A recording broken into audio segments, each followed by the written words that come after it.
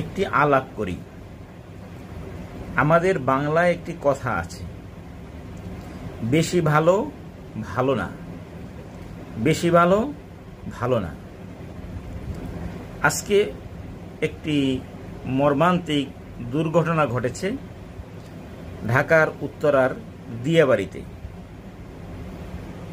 Milestone school and college, সেখানে primary সেকশনে একটি প্রশিক্ষণরত বিমান বিধ্বস্ত হয়েছে।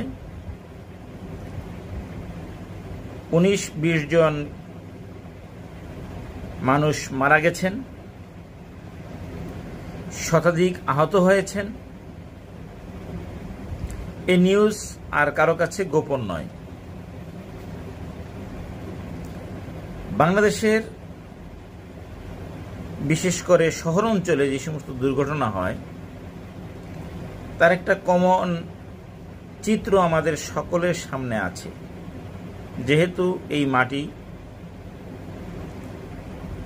অনেক আদম সন্তান ধারণ করে, ঘন বসতিপূর্ণ এলাকা, যে কোনো দুর্ঘটনায় অনেক মানুষ হাজির হয়ে যায়। প্রশাসন বিপদগ্রস্ত মানুষকে উদ্ধার করতে যত না বেগ পায়, তার থেকে বেশি বেগ পেতে হয় এই উপস্থিত জনতাকে শৃঙ্খলায় রাখতে, বেশি ঝামেলায় পড়তে হয়। তো সে তো কাণ্ডজ্ঞানহীন এক আদমের পাল, সেগুলো তো আছেই। কিন্তু আজকে যেটা দেখলাম, যে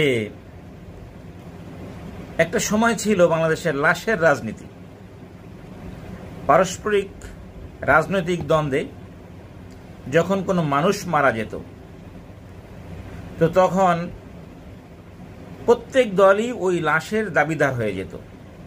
এটাকে আমরা বলতাম লাশের রাজনীতি। এখন আজকের এই দুর্ঘটনায় মনে হচ্ছে যে ফটো সেশনের রাজনীতি শুরু হয়েছে।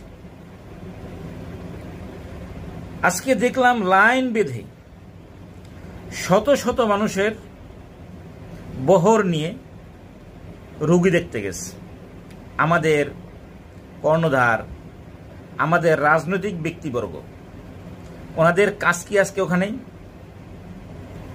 ওনারা কি ওখানে উদ্ধার করতে গেছেন অসুস্থদেরকে, নাকি ওনারা এক একজনের হাতে করে 2-1 ব্যাগ রক্ত হাতে করে নিয়ে গিয়েছিলেন? আসল তো কিছুই না। ওনাদের এই